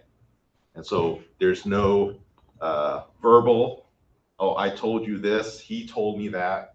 It's here. What we injected here, the signal, this thing, this shows the different kind of paths of what the cause and effects are. Or if you're trying to create a video for a customer and so on and so forth, it's all here in a visual standpoint. What we're trying to get away from is documentation, verbal meetings, constant emails, right? To talk to people about different things. Just to give you another example for people who remember, when you used to go on a flight and you never had those boards of where your flight is and where your where your gate is and what time, where'd you get that information? You have to go to the gate. You have to go find somebody to ask that information. You took their time, you took your time, you're taking the people's time who are waiting in line. Now, everything is visualized. You walk by, I see it, 2 seconds, and you're off. Right? That's what we're trying to change here. And their systems are all interconnected too, as well. And based on our understanding of the various national strategy documents and comments by leaders in the services, they're always talking about innovate, decide faster, just make better decisions. How else are we going to do this? This is one way that might be a way of doing this faster. It's one thing to call for it, but how do you do it? We believe RCV and the cadence approach of ongoing visualization through the life of the project from day one and even before day one might be a way of speeding that up. And we think that that's the case, and we'd love to know if by getting use cases from people who are using the framework to see if that really is the case. Could I make a comment? Sure.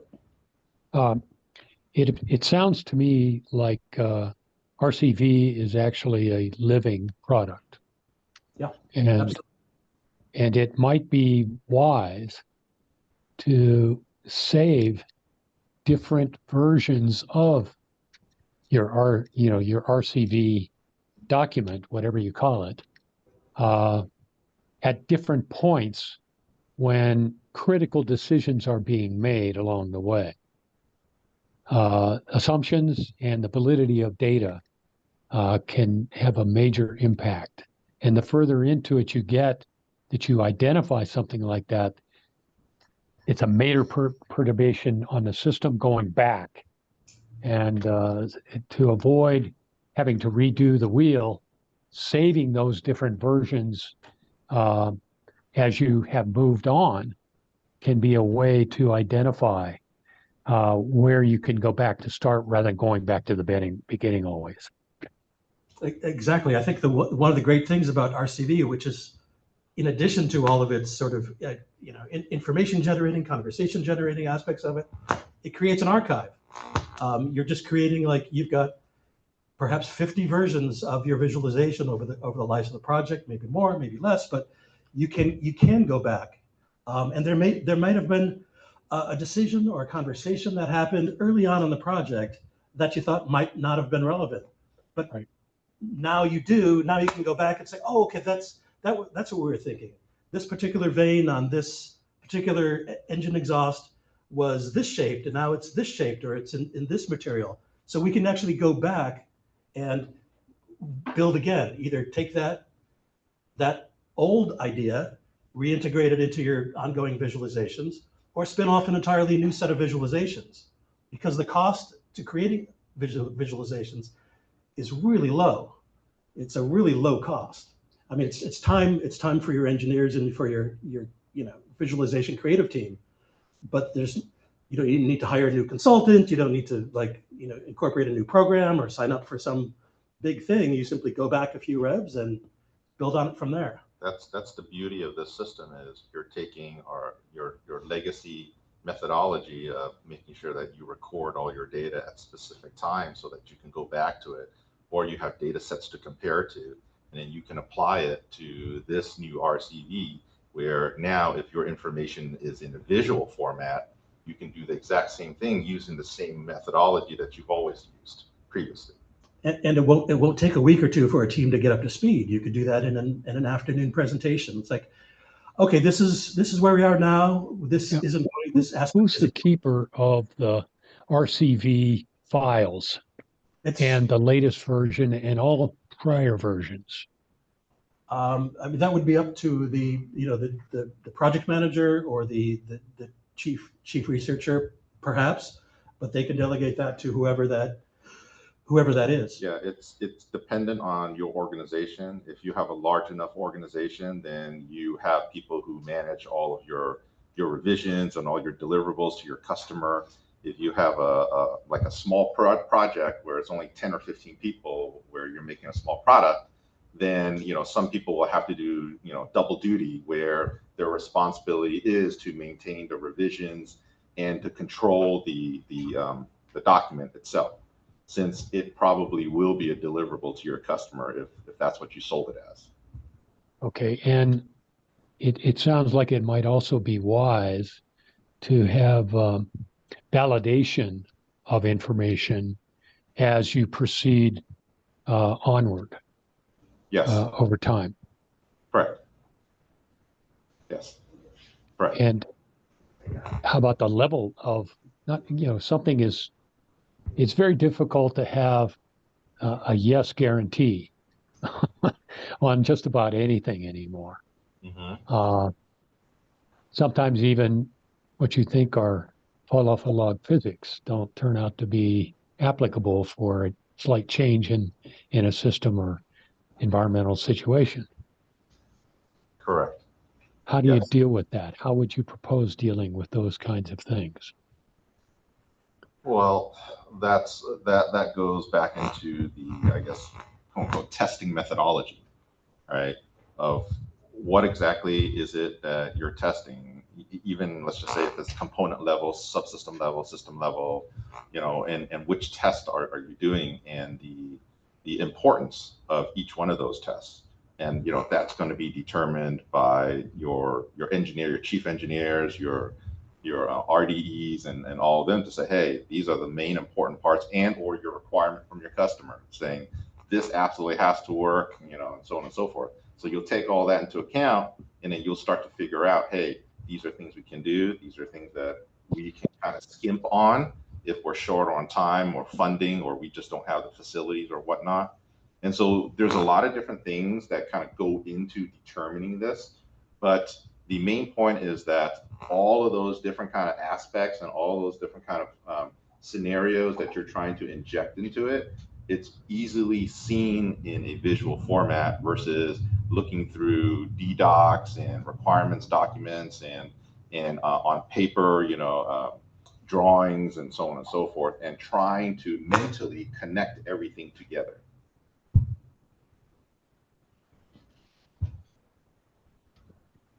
Does that answer your question? Yeah, it does, but it introduces more complexity.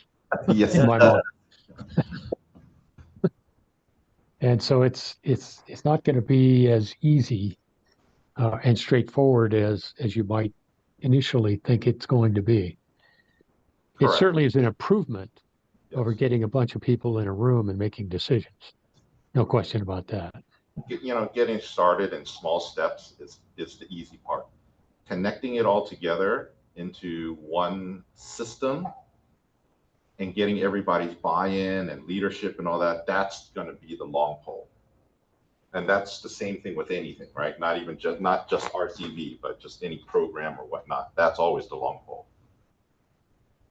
Well, I don't know. I guess I look at the top requirement and that capability as being the driver.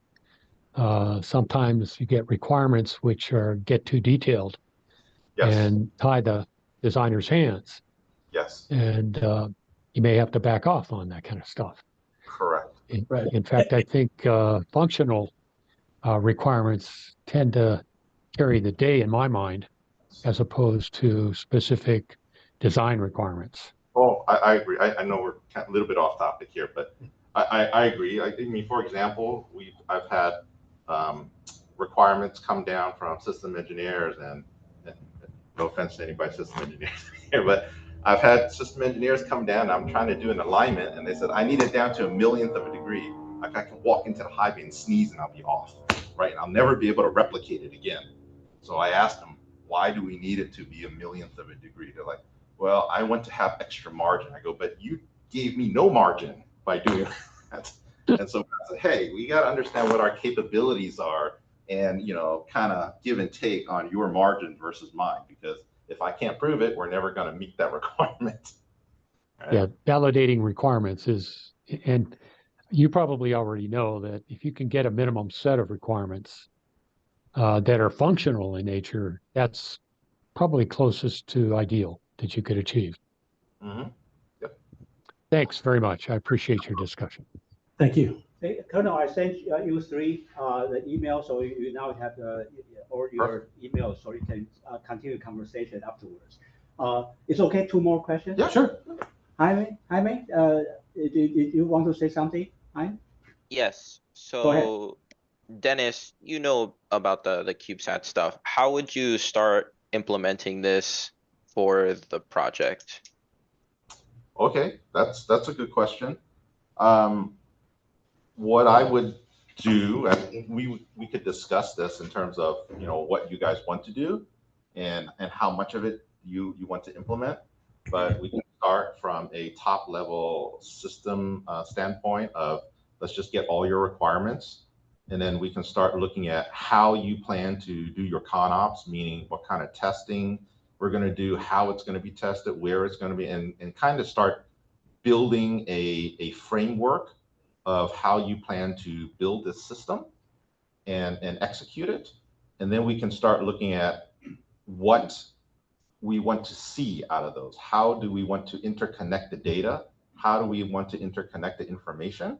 And then we can start looking at, oh, this is what we really want to get out of it. And then we can look at what's the best medium to get that information. And so these are things that we can run by Rick, right? And if I say, hey, is this the correct medium, and so on and so forth. So there's a lot of different ways that we can do it. But I think from your project itself, we should probably start at a top level and just kind of work our way down. Okay, that sounds good. And as a starter too, take a look at the five organizing elements, and just jot them down, what you think you know right now about each one of those. That may change, but there's a start. So now you have an idea of what who your teams, your tools, your techniques, your targets. That would be a way to start too, and that's can be something you can jot down right now, as right after we're done here. And these are, like I've talked to you previously, is what? Go find some of those media people or those film school people that could potentially help us create these kind of visualizations, if that's where we want to go for the entire project, right? There's people out there that you have resources. The field of CGI and visual effects, which is where I come from, this kind of visualization is really it's not a complex thing to them, because in film and television you often have to create something that tells a really clear story in just a few seconds of screen time, and the ability of a lot of these people is really remarkable at all levels, even at the student level. There may be even some student team that wants to take this on as a project for their own, career. So definitely reach out to people who may know this kind of work, but also realize that you can go quite a way with just sketching things out on your own, or with your small team. Thank you for the question. Yeah, thank you. Thank you. Sudhir, you go ahead. Oh, hi. Can everyone hear me? Yes, thank you. Pleased to hear. Hey, firstly, thanks very much for the excellent presentation. I was really looking forward to this. I definitely agree this rapid collaborative approach facilitates interdisciplinary knowledge sharing, and it also enhances problem-solving capabilities. For example, I myself, I've got a background in aviation. I was a pilot. Now I'm a software engineer. I dabble in cybersecurity, AI, content creation, VR. So I think that having a visualization versus a 200-page technical document that nobody's really going to read, or by the time they get to the end of it, they've forgotten 80% of it, is it really helps facilitate that interdisciplinary knowledge sharing and cross-pollination that was mentioned earlier. So it helps connect the dots. You know, you might have a very technical software engineer or statistician, but then you have a subject matter expert who sees the video and thinks, oh, did you think about that? Did you think about this? So I've actually been using this in the hobby projects. One is with Microsoft Flight Simulator for testing how AI can be used for predictive maintenance. So the likelihood, you know, of an engine failure, catastrophic separation, engine blade. The other one is in quantitative finance.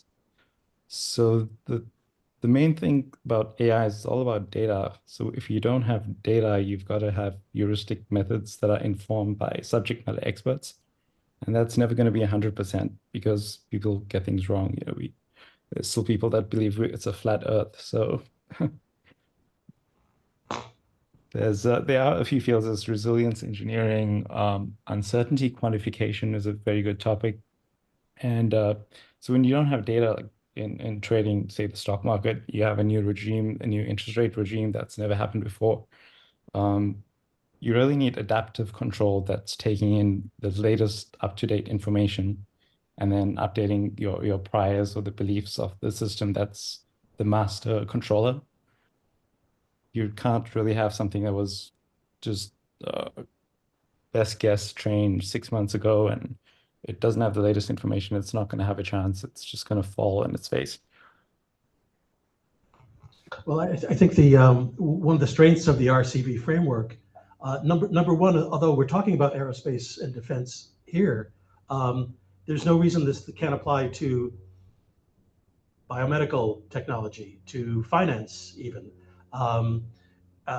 Yes, we totally agree that, you know, to make a viable visualization, that we need hard data. On the other hand, the Sea Strike project that I worked on, and I think to some extent the lunar design project, would often have like prospective data, like data that we think will happen. Because we don't know what, you know, we don't have the data for 20 years from now. You know, we didn't have the data from 20 years from now, but we did talk to subject matter experts and said that it's probably going to look like this, and it's probably going to look like this, and it's going to happen in this sequence, and it's going to. So we needed to sort of back into data, into the data. We almost needed to create the data, especially for forward-looking, futurist, you know, looking into the future. We called it future casting. So for future casting scenarios, we may need to generate artificial or temporary or placeholder data to make that visualization happen. Thank you, Mr. Thank you for the question. Thank you, Mr. Preza. Thank you, Steve. Thank you. Can you hear me? Yes. Yeah. So my question is about collaboration software for teams and projects. Is they always seem to fall short on what their aims are and their claims are to be. And I'm just curious if you have any ideas on some good collaboration software packages. They always offer all this functionality, but it's more fun than it is functional. So that's my first, my first statement on that is if you have any that are actually really work that well. I remember I used to use OneNote when I worked at Northrop years ago, and it was hard for people to even to come on and use the OneNote. Microsoft changed OneNote to something else now, so it's not as seamless as I used to like. So that's the first, and it wasn't really truly a full collaboration software. It was just something you could use to really keep data in and changing data and share it. But you know, because it seems like what's really happening, and it always goes back to that everybody still uses email, you know, and there's an immense amount of time wasted, especially with mid-level managers that spend hours a day seaming through all these emails, and they could be doing something else, you know. And I have a saying is email is the new snail mail, basically. But for the CRV, I mean, all this is also, you're always going back to a two-dimensional screen when you're looking at it. So other than your virtual reality stuff. So, you know, that's a comment I always see, is that you're really still looking at two-dimensional screens in that. But at the same time, just my last statement on that is basically, I see a lot of this coming in where we're just inundated with so much information, even if it is in a visual format, that it's getting to the point where I say Moore's law as meets Murphy's law. I mean, we just can't handle that much more, you know, humanly. So I just wanted your thoughts on that. Moore's law has met Murphy's law, and we see that in our personal lives as well. Let's just throw the cell phone down. I want to just take a walk, you know. But, you know, really my question is about collaboration software, if you have any ideas on that. So since are you at Northrop now? No, I'm retired. Okay. So I used to work at Northrop myself, so I completely understand what you're talking about. You know, 700 emails a day. I get it.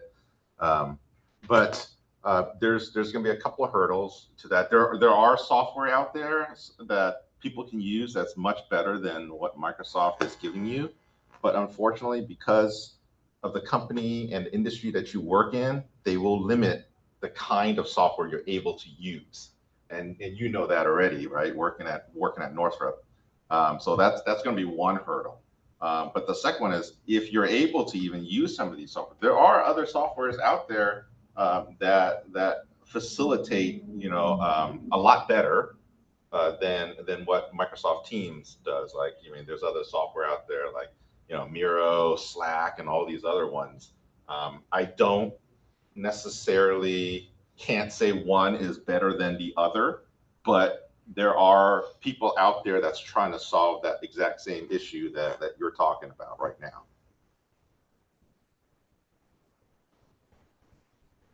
And I would say, although this doesn't specifically address software packages for project management, certainly the Agile development framework and then its implementations in Kanban and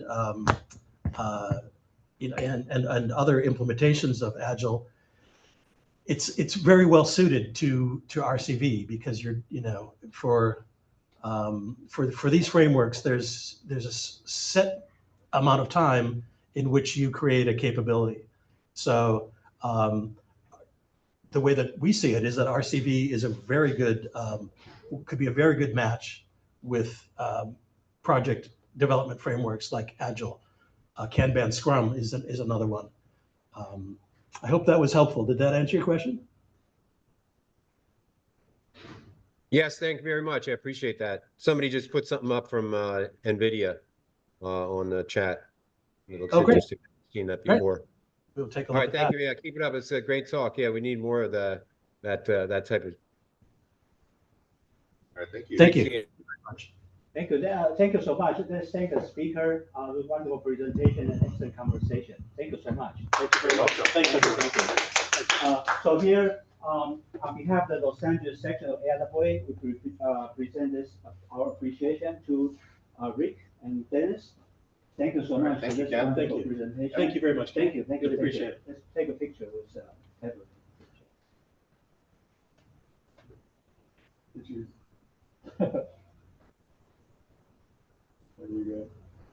Thank you very much, everyone. Thank you, everyone. Thank you so much.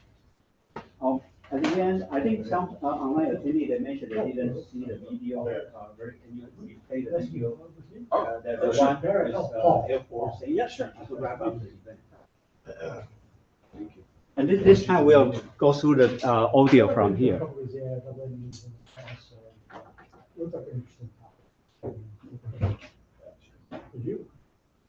Folks, here we have more donut, cookies, and coffee. Please stay and chat with the speaker. Oh, there it is. Okay, we're gonna try this one again. Yeah. Can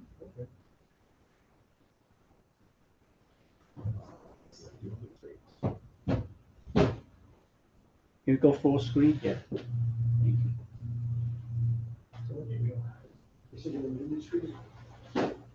Relatively new to it, so I got accepted into space operations school.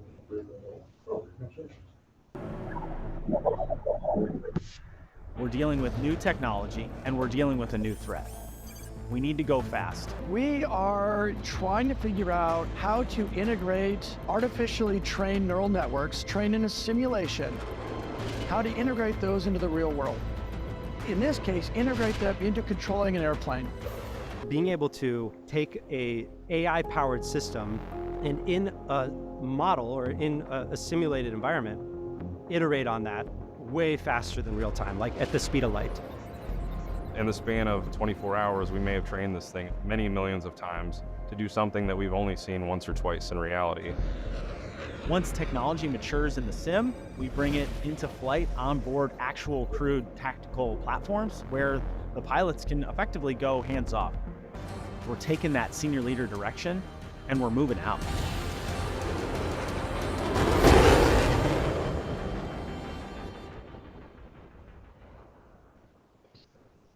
Thank you so much. This is wonderful. Thanks very much. Thank you. Thank you. Thank you. Thank you.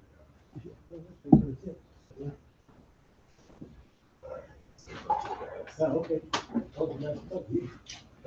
No donut, please. Oh, thank you very much. A cookie. It's like starting out.